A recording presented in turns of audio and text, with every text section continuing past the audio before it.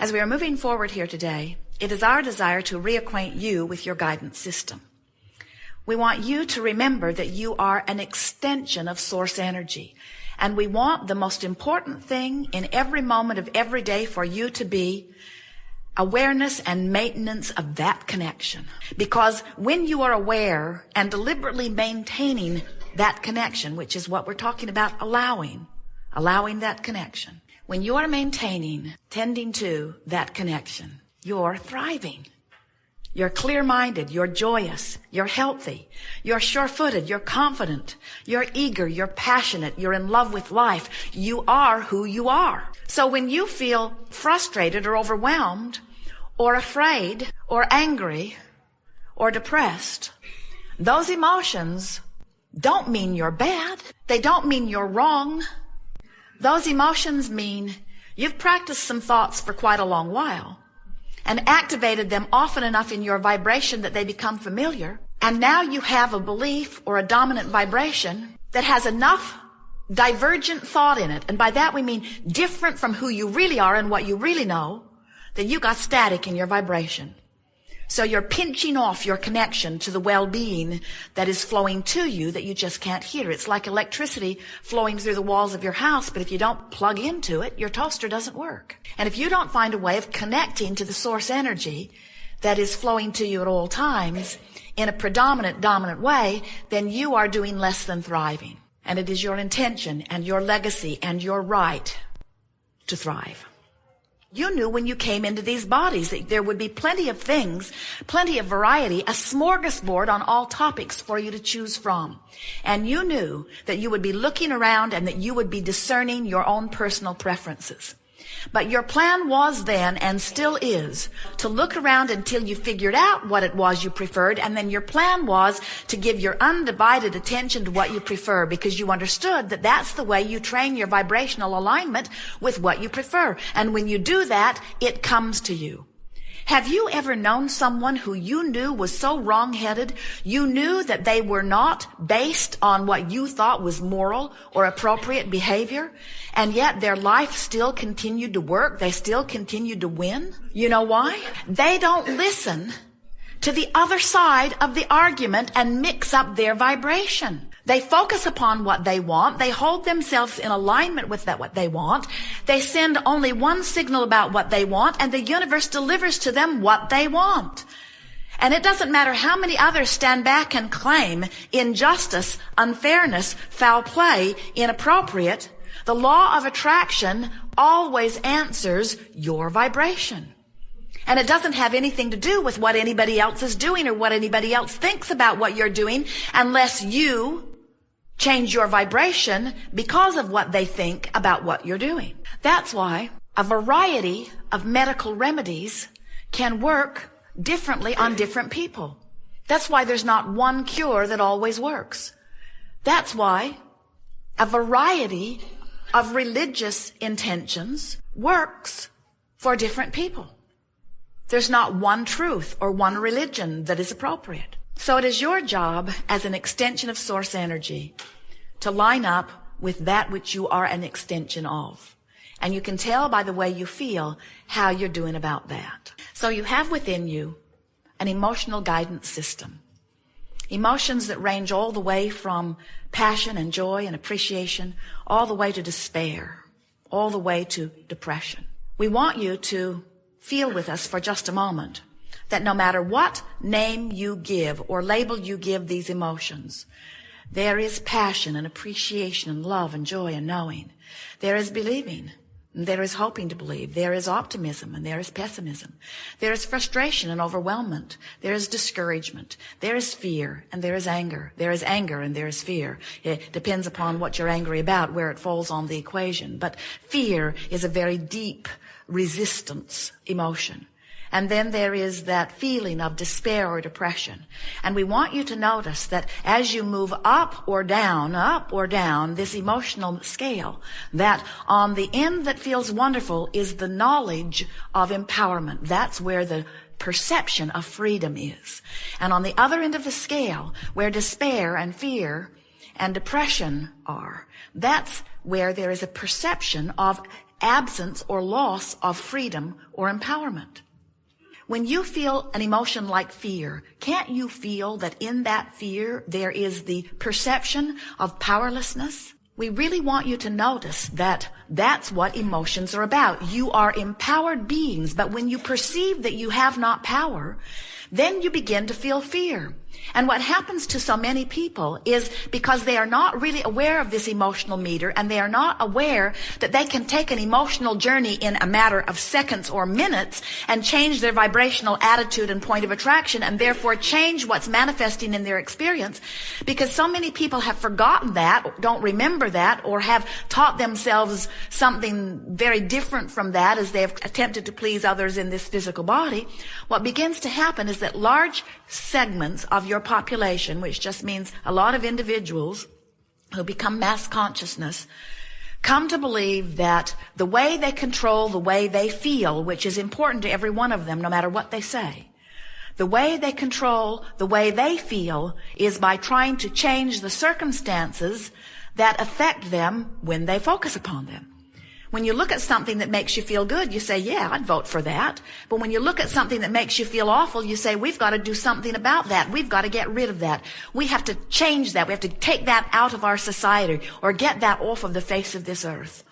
And what we're wanting you to remember as we're rampaging through this glorious day together is that you will never find your freedom through attempting to control the behavior of others, because you can't do it. You can't even control your wife. You can't control your kids. You couldn't control your parents when you were kids trying to control your parents. Teachers can't control their students. Employers can't control their employees. Wonderful man in a restaurant the other night, Jerry and Esther's favorite restaurant in this area, said, I have employees, and 75% of them I adore, and 25% of them I would like to kill. And he wasn't kidding. You cannot effectively shift the way you feel if you believe the way you feel is contingent upon the changing of some circumstance or condition outside of you. That's why so many masters and teachers have tried to remind you about unconditional love. Unconditional love means love without changing conditions. Unconditional love means staying connected to Source regardless of the conditions. And in the continuing connection to Source, then the conditions must acquiesce to the changed vibration.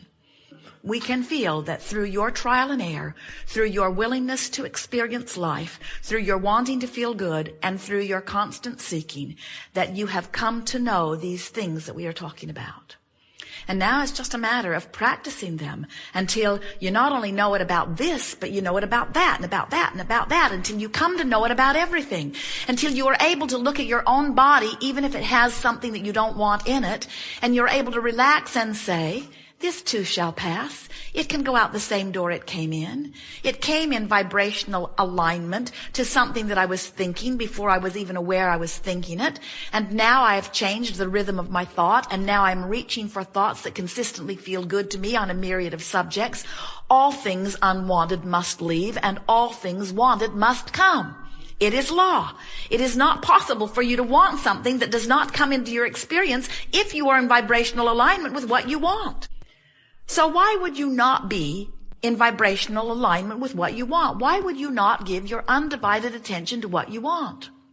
Because you've been trained to ferret out the problem, wrestle it to the ground, and kill it. But what you're coming to understand is, in the whole process of ferreting it out, identifying it, cataloging it, pigeonholing it, making monuments about it, talking about it, passing it on from generation to generation, you've activated in your vibration, so it must continue to be your experience. You cannot wrestle it to the ground and kill it, because there's another and another and another and another and another, because the universe will constantly give you whatever is in your vibration.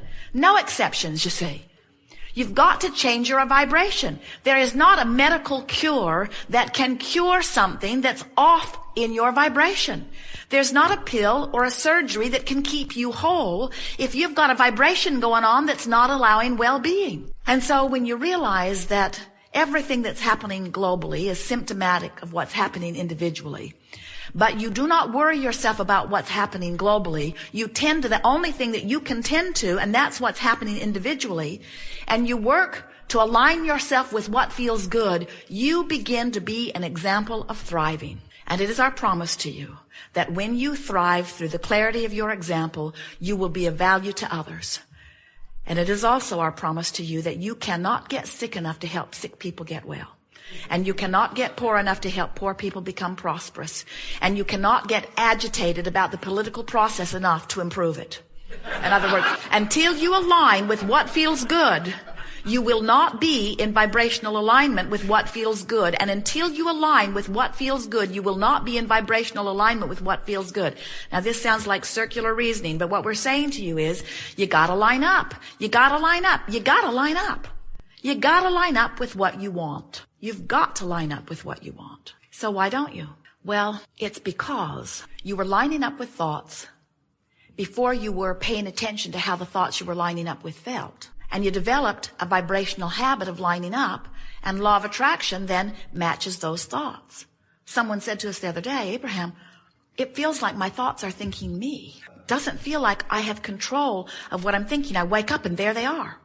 I try to change the subject, but there they are. And we say, well, don't despair. You've just got some thoughts activated, and we know we want to give you the benefit of the doubt. We want you to give yourself the benefit of the doubt. We want you to help let yourself off the hook by saying, law of attraction is really bringing these thoughts in that I've been thinking.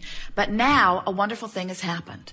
Now I have visceral awareness, emotional awareness that this thought is not beneficial to my experience. I can tell by the way it feels.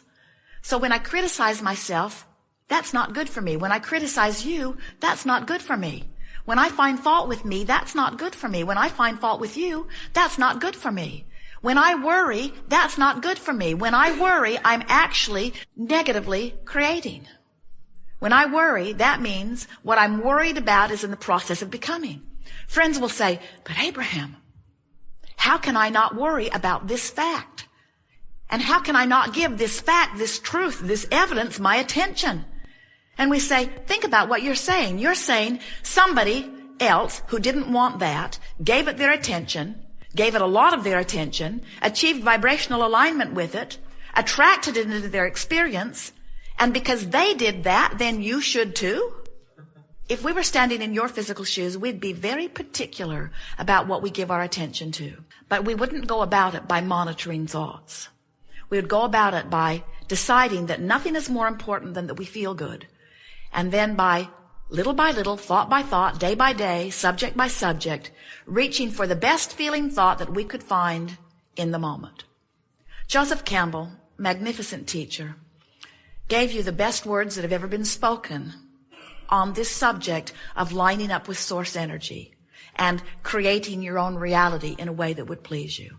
He said, follow your bliss. And we say, perfect guidance. But knowing what we do about the emotional scale, if you are in fear or despair, you can't get a whiff of bliss. An attempt to follow bliss from a place of despair leaves you feeling failure, because you can't set your radio tuner at 6:30 a.m. and hear what's being broadcast on 98.6 FM. The frequencies are too far apart. And you can't be in a place of despair because of something you've been observing or living or thinking about. And all of a sudden, quantum leap over into the vibration of bliss. It's not going to happen. But you could do the best that you could about feeling the best that you can from where you are, and you could shift despair to something that feels better to you, like revenge. Now, the world who's standing apart from you would find those worrisome words, because when you're depressed, you sort of go away and leave everybody alone. In your feeling of powerlessness, you just slink off and die. But when you take some of your power back by focusing upon the best feeling thought you can find from where you are, and you do it on purpose, and you note that you feel better, now can you see what's happened? You have taken the only thing that was ever wrong to begin with, which was your perception of loss of power, and you've done something about it, and you've restored to yourself a sensation of power, and the gloom, the depression, is beginning to lift. Now, do not misunderstand.